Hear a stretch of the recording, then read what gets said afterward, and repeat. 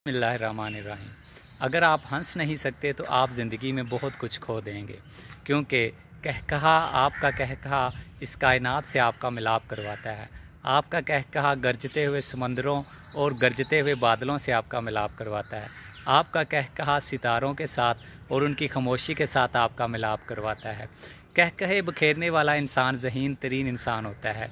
अगर यकीन नहीं आता तो कभी आज़मा के देख लें कि एक मज़ाहिया सा लतीफ़ा किसी भैंस को सुनाएं, उसके बाद बैठ के उसके रद्द-ए-अमल का नज़ारा करें, क्या रद्द-ए-अमल आता है।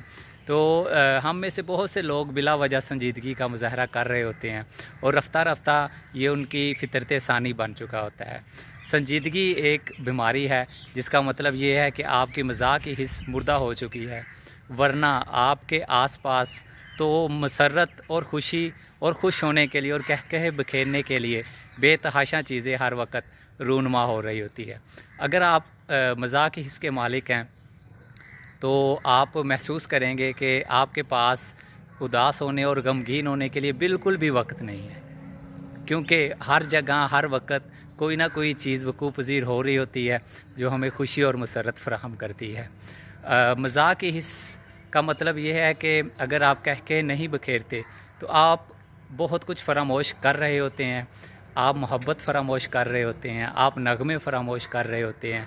अगर आप कहका नहीं लगाते तो आप रक़्स फ़रामोश कर रहे होते हैं। मसलन अगर एक अफ़सुर्दा से चेहरे के साथ आप किसी भी शख्स को कैसे कह सकते हैं कि मुझे आपसे मोहब्बत है, मैं आपसे बात करना चाहता हूँ, मैं आपके साथ बैठना चाहता हूँ।